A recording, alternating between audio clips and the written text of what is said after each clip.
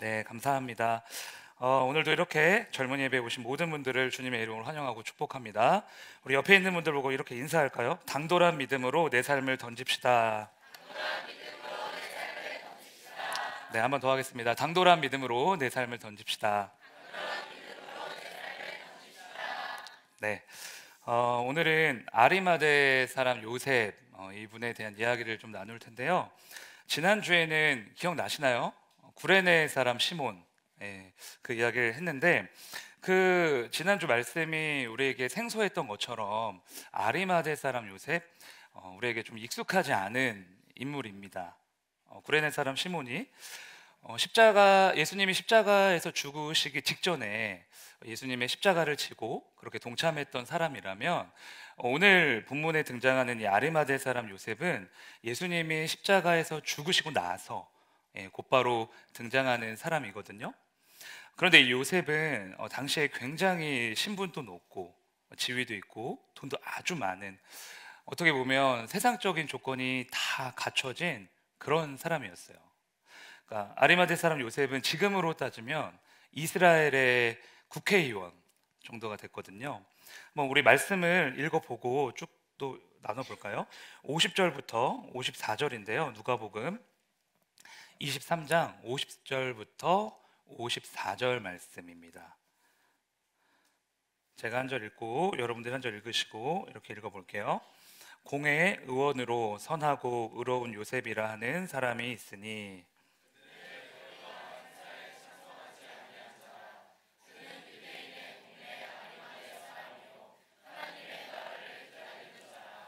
그가 빌라도에게 가서 예수의 시체를 달라 하여,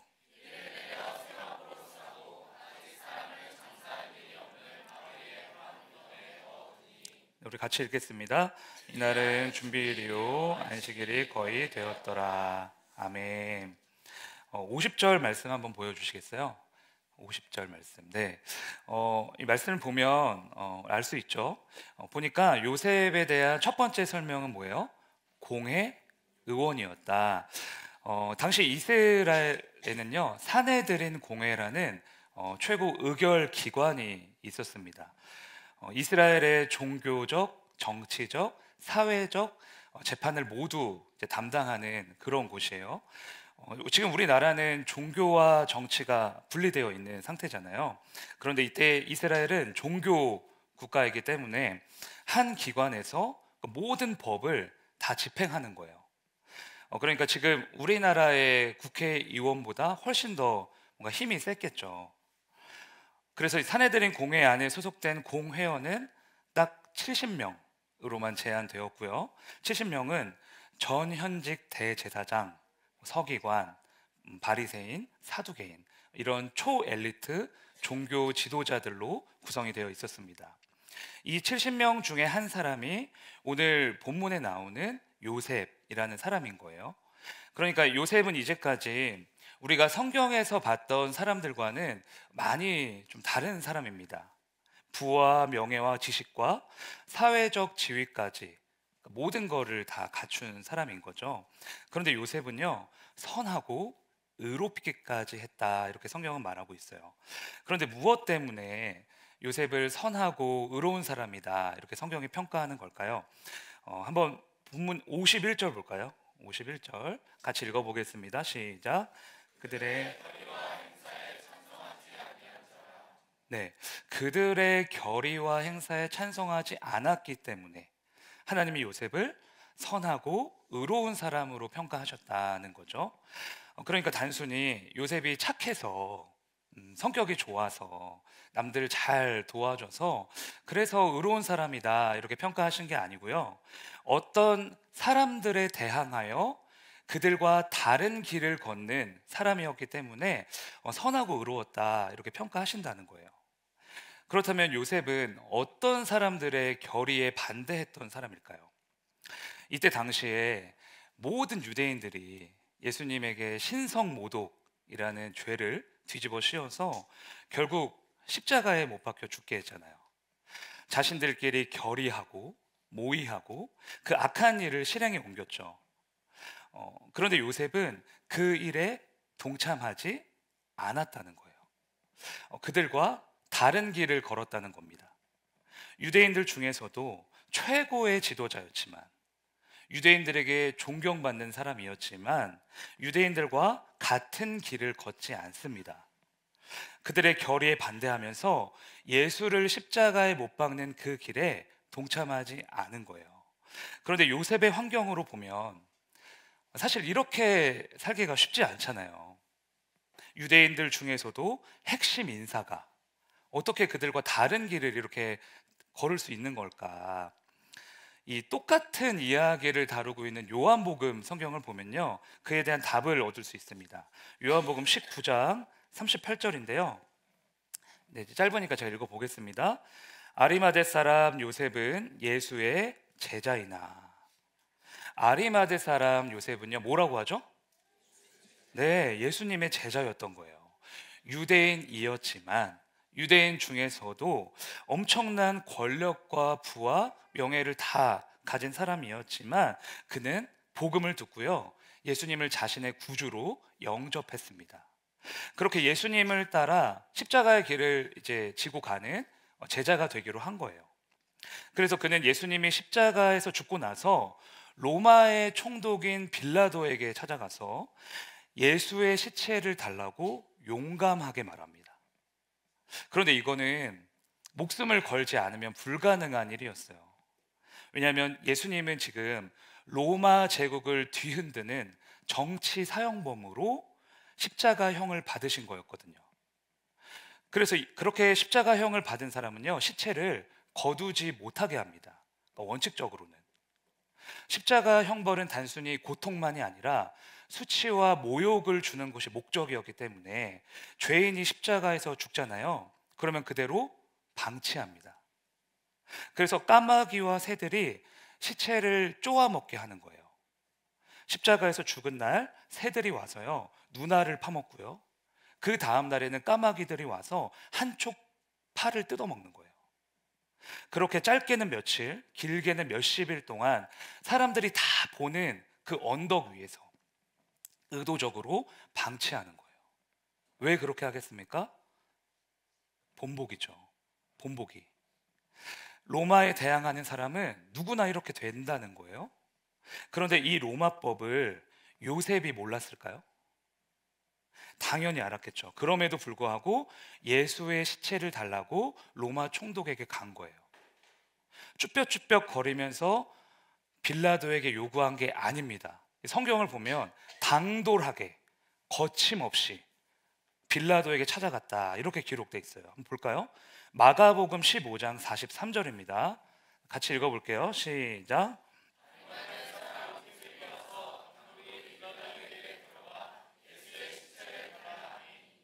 당돌히라는 이 단어 보이시죠? 이 단어의 원래 뜻은요, 감히 무엇을 하다, 이런 뜻입니다. 그러니까 요셉은 감히 빌라도에게 가서 겁도 없이 로마 총독에게 가서 예수의 시체를 달라고 요구한 거예요. 자신의 인생 전부를 걸고 목숨을 걸고 예수의 시신을 수습하겠다고 나선 겁니다. 그런데 여러분, 이 요셉이라고 두렵지 않았을까요? 특히나 요셉은 가진 게 많은 사람이잖아요. 그냥 예수님의 제자였지만 그냥 예수님을 모른 척하고 있으면 사실 아무 탈 없이 잘 살 수 있는 사람이잖아요. 이런 사람이 자신의 모든 걸 다 버린다, 자신의 목숨을 걸고 예수님께 내 인생 전부를 건다, 아무리 예수를 믿는다고 하지만 이건 정말 쉽지 않은 일이거든요.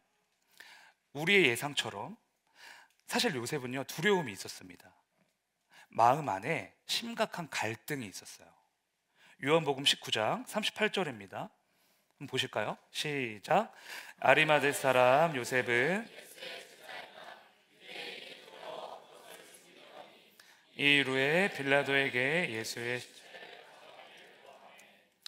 예수의 제자이나, 그 다음에 뭐라고 나오죠?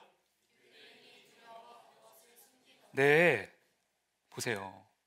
두려워서 숨긴 거예요. 무엇을요? 내가 예수님의 제자라는 걸. 내가 예수의 제자라는 사실이 온 세상에 밝혀지면 유대인들이 나를 해하지 않을까? 그리고 나는 모든 걸 다 잃게 되지 않을까?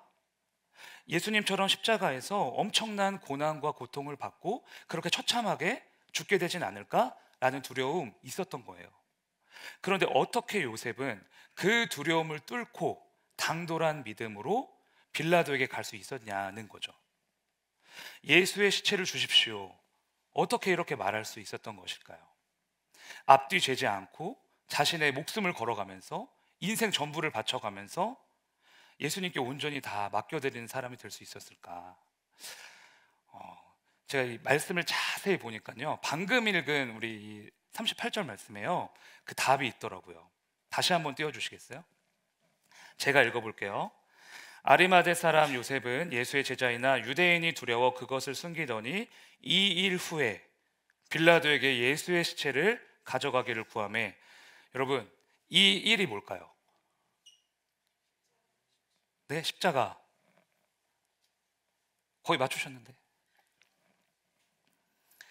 요셉이 두려움을 뚫고 빌라도에게 나아가서 예수의 시체를 달라고 말할 수 있었던 이유, 이 일 후에 요셉은 완전히 바뀐 거예요. 예수 그리스도께서 십자가에 못 박혀 죽으시는 그 사건, 나를 위해 십자가에서 모든 물과 피를 흘리신 그 놀라운 사랑의 현장, 그 현장에서 요셉의 마음이, 생각이 다 바뀐 거예요. 지난주에 봤던 구레네 사람 시몬도요, 예수님이 십자가에서 죽으시는 그 사건 때문에 완전히 바뀌게 됐잖아요. 요셉도 그랬던 거죠. 두려웠지만, 겁이 났지만, 우리와 똑같은 사람이었지만 그는 예수님의 십자가의 사랑을 보면서 온몸으로 느끼면서 그 사랑에 흠뻑 빠져들면서 세상을 이길 담대함을 얻게 됩니다. 그 십자가가 다른 누군가를 위한 십자가가 아니라 바로 자신을 위한 십자가라는 걸 알게 되면서 예수님의 사랑에 눈이 멀어버린 거예요. 그래서 그는 이제 그 무엇도 두렵지가 않습니다.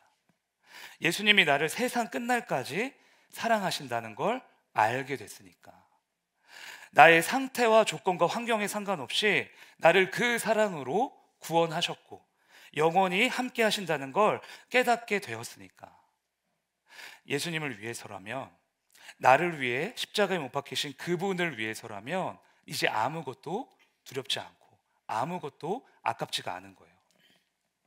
그래서 빌라도 앞에서도, 죽음 앞에서도 당돌한 믿음으로 자신의 삶을 예수님께 던질 수 있었던 겁니다. 이처럼 당돌한 믿음은요, 예수님이 나를 사랑하신다는 걸 깊이 알고 동시에 내가 예수님을 사랑할 때 우리 마음속에서 피어오르게 되는 것 같아요. 요한일서 4장 18절 보실까요? 같이 읽어볼게요. 시작. 사랑 안에 두려움이 없고, 네, 우리가 예수님의 온전한 사랑 안에 거할 때, 또 우리가 그 사랑을 힘입어서 주님을 더욱 사랑할 때 우리 안에 있는 두려움이 사라진대요. 주님과 뜨겁게 사랑할 때 아리마대 사람 요셉처럼 죽음도 두려워하지 않는 그런 당돌한 믿음이 생긴다는 거죠. 그런데 우리는 이걸 알면서도 왜 사랑 안에 거하지 못할 때가 많을까요? 왜 매일 두려움에 사로잡히고 그럴까요? 많은 이유가 있겠지만 우리 특히 젊은 세대는 그런 것 같아요. 십자가의 사랑을 너무 빨리 지나가지 않나. 예수 그리스도의 십자가를 묵상하긴 하는데, 예수님의 사랑을 기억하긴 하는데, 그러니까 너무 빨리 지나가는 거예요. 사랑은 머무르는 거잖아요. 그래서 그 연인끼리 연애할 때도 버스가 끊길 때까지 계속 같이 머물러 있는 거 아니겠습니까? 물론 제 경험담입니다. 왜냐하면 사랑은 함께 머무르는 거니까, 같은 시간에, 같은 공간에, 같은 마음에. 그런데 우리는 십자가의 사랑을 매일 고백하고 듣고 보면서도요, 너무 빨리 지나가는 거예요. 세상이 그렇게 말하거든요. 빨리빨리 살아야 된다고. 빨리 일을 처리하고, 빨리 성장하고, 빨리 성공하고, 빨리 자리 잡아라. 그게 너가 이 세상에서 인정받는 방법이야. 그렇게 말하지 않습니까?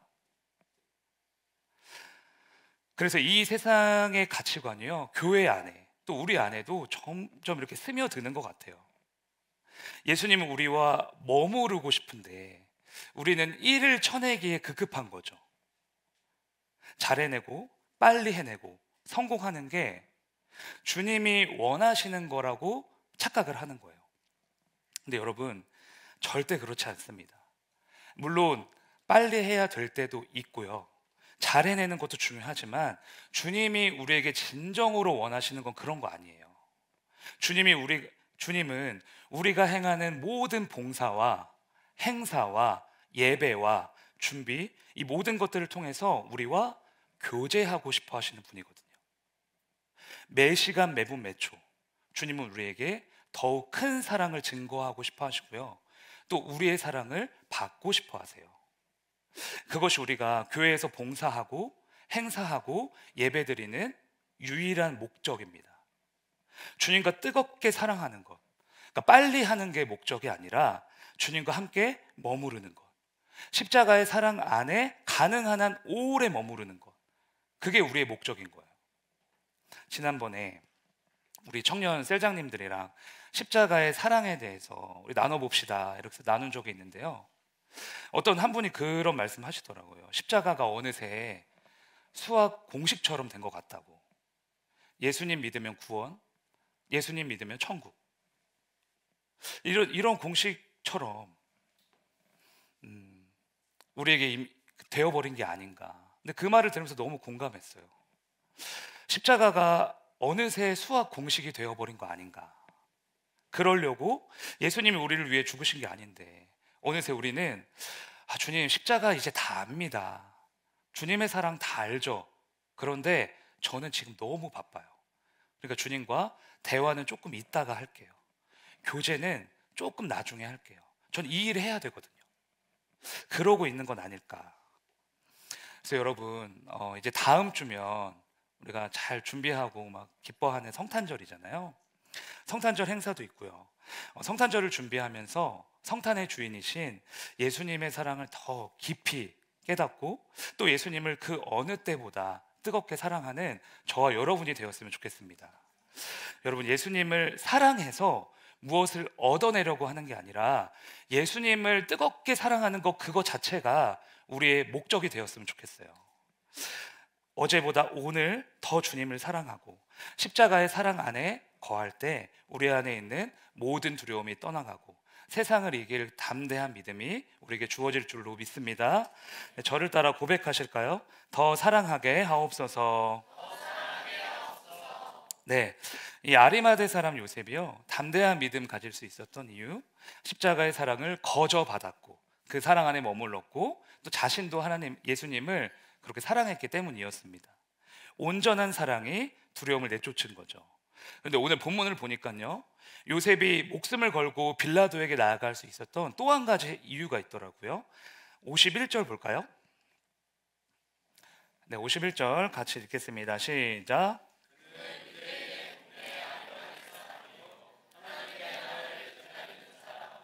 네, 저 요셉은 뭘 기다리고 있어요? 네, 하나님의 나라를 기다리는 사람이었다. 예수님의 제자였으니까 이 하나님의 나라는 예수님이 성취하실, 예수님이 이루실 그분의 나라를 기다렸다는 뜻이겠죠? 예수님의 계획과 뜻과 말씀이 이 땅 가운데 이루어지기를 간절히 소망하고 원하는 사람이었다라는 거예요. 그런데 지금 잘 생각해 보세요. 요셉이 지금 처한 현실은 무엇입니까? 예수님이 십자가에 못 박혀 죽으신 거예요. 죽으셨어요. 죽으시려고 하는 게 아니라 이미 죽으셨습니다. 다 끝났습니다. 그래서 12 제자도요, 예수님이 십자가에서 죽으셨을 때 다 도망갔잖아요. 야, 다 끝났구나, 망했구나, 우리가 믿었던 거 다 물거품이구나, 우리 도망가자. 예수님이 죽으셨으니 우리에게 소망이 없다는 거예요.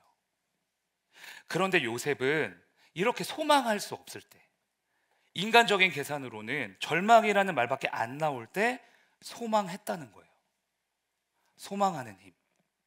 낙심하지 않고 절망하지 않고 주님의 나라를 끝까지 바라보고 기다리며 소망하는 그 힘이 믿음의 사람 요셉을 만들었다는 거죠. 마귀가 정말 여러 가지 방법으로 우리를 공격하거든요. 시험을 주고 환난을 주고 이간질하고 이렇게 해서 여러 방법으로 우리를 쓰러뜨리려고 쉬지 않고 공격을 합니다. 이런 것들도 다 공격이지만 이 중에서 가장 강력한 사단의 공격 무엇인지 아십니까? 소망하지 못하게 하는 거예요. 낙심하게 하고 절망하게 해서 우리를 아예 포기하게 만드는 거죠. 나는 안 될 거야. 나 여기서 회복될 수 없을 거야. 나 치료 못 받을 거야. 나 이렇게 평생 살다가 죽고 말 거야. 이렇게 단정 지어 버리는 것보다 무서운 게 어디 있겠어요? 소망의 문을 스스로 닫아버린 거잖아요. 그래서 사단이 이 방법으로 우리를 계속 공격해요. 소망하지 마. 내일이 나아질 거라고 기대하지 마. 하나님의 나라는 너에게 없어.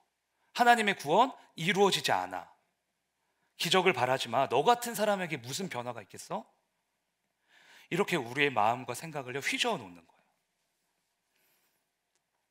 토끼와 거북이가 경주했던 이야기 다 아시죠?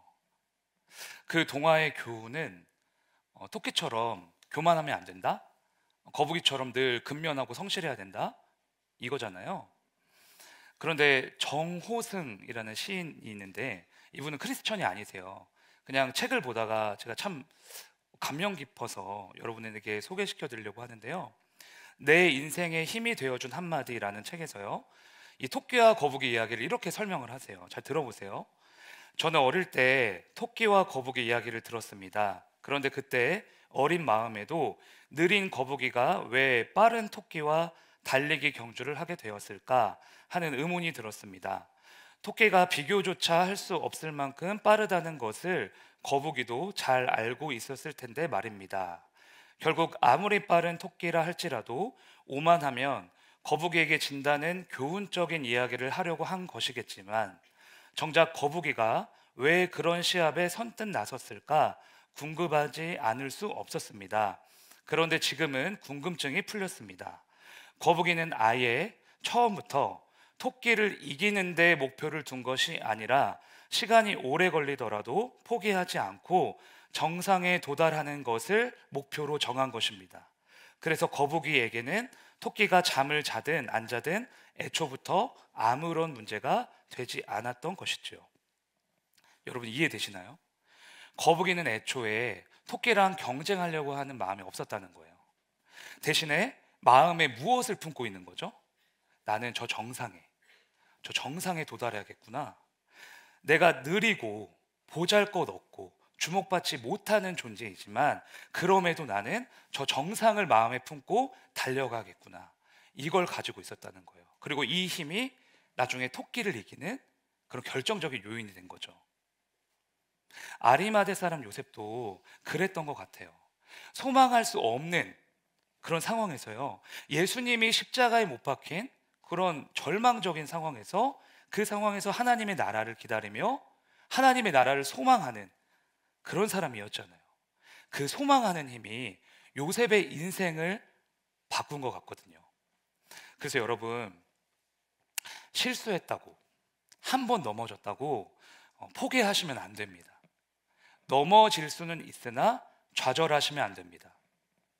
죄를 지으면 안 되지만, 실수하면 안 되지만, 다 잘해야 되지만 우리는 그럴 수 없잖아요.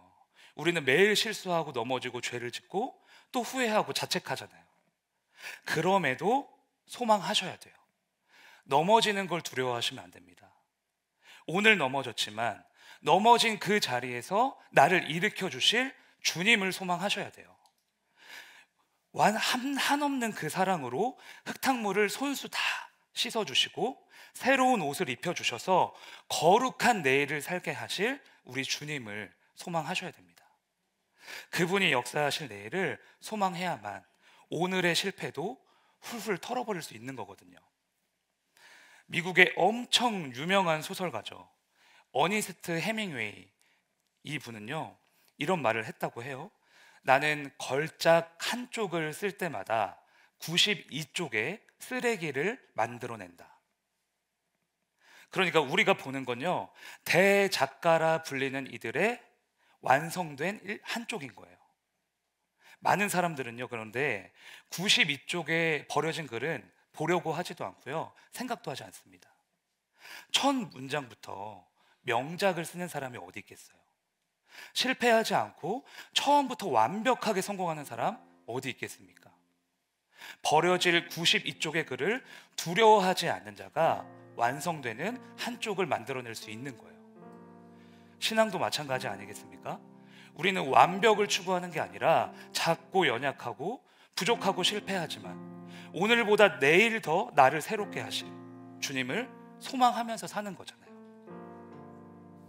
그래서 여러분, 실패하셔도 괜찮고요, 흔들리셔도 괜찮습니다. 대신 오늘 더 소망하세요. 실수하셨어도 괜찮습니다. 그러나 그 자리에서 나를 다시 일으키실 주님을 더욱 크게 소망하셔야 됩니다. 왜냐하면 이렇게 끈질기게 소망하는 사람이 결국에는 이 아리마대 사람 요셉처럼 믿음의 사람으로 성장할 수 있는 것이기 때문에 그래요. 아리마대 사람 요셉처럼 캄캄한 이 현실 속에서도 하나님의 나라를 소망하시고 부활을 소망하시고 주님의 역사를 소망하시는 저와 여러분이 되기를 주님의 이름으로 축원합니다. 저를 따라 고백하시겠습니다. 더 소망하게 하옵소서. 네, 아리마대 사람 요셉은 예수님이 십자가에서 죽으셨을 때 당돌한 믿음으로 예수님의 시체를 달라고 자신의 인생의 전부를 걸었습니다. 그렇게 할 수 있었던 이유는요, 주님을 사랑했고 주님을 소망했기 때문이에요. 그래서 우리도 이 성탄절을 준비하고 기다리면서 주님을 더 사랑하고 주님을 더 소망하는 한 주가 되었으면 좋겠습니다. 예수님을 더 사랑하고 더 소망하는 여러분들에게 당돌한 믿음을 주셔서 언제나 승리케 하실 줄 믿습니다. 네, 오늘은 내 삶은 주의 것 찬양하실 텐데요, 찬양하시면서 주님을 뜨겁게 사랑한다고, 주님을 더 소망한다고 고백하는 시간이 되었으면 좋겠습니다.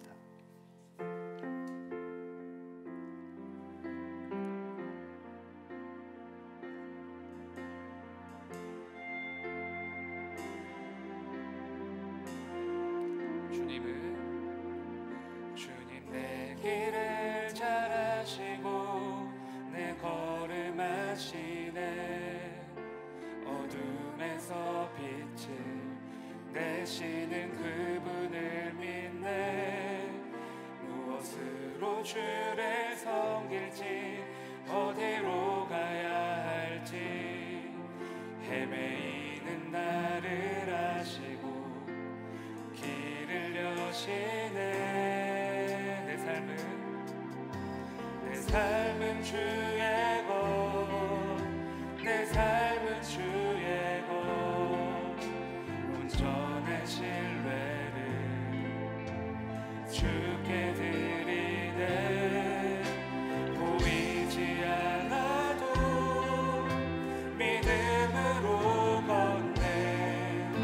주 영광 바라보며 주만 따르네. 우리 처음부터 다시 고백할까요? 주님 내 길을 잘 아시고 내 걸음 아시네. 어둠에서 빛을 내시는 그분을 믿네. 무엇으로 주를 섬길지 어디로 가야 할지 헤매이는 나를 아시고 길을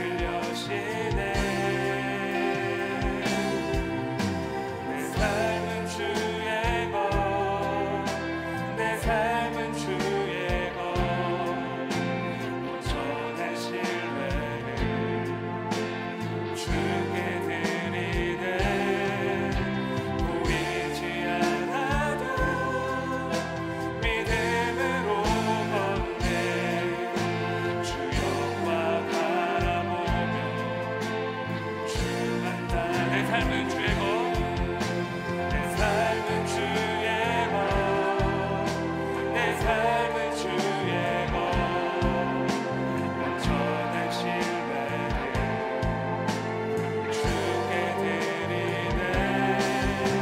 보이지 않아도 믿음으로 걷네. 주 영광 바라보며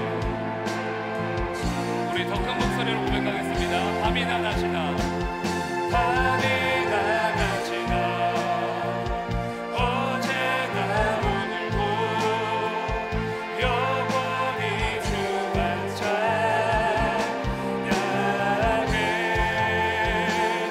괴롭고 슬플 때 낭망하여 넘어져도 언제나 주만 찬양하겠네. 밤이나 낮이나 밤이나 낮이나 어제나 오늘도 영원히 주만 찬양해.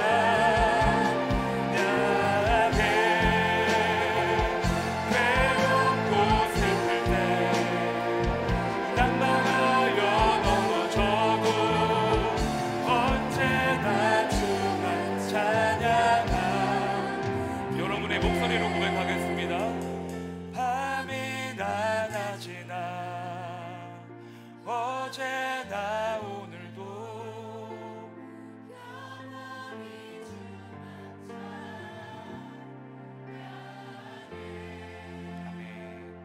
괴롭고 슬플 때 낭만하여 넘어져도 언제나 주만 찬양하네. 네, 오늘 우리에게 주신 말씀 붙들고 함께 기도하길 원합니다. 하나님, 주님을 오늘보다 더 사랑하는 우리가 되길 원합니다. 주님을 뜨겁게 사랑하는 것이, 주님을 기뻐하는 것이 우리의 힘인 줄로 믿습니다. 하나님, 더 사랑하게 하여 주시옵소서.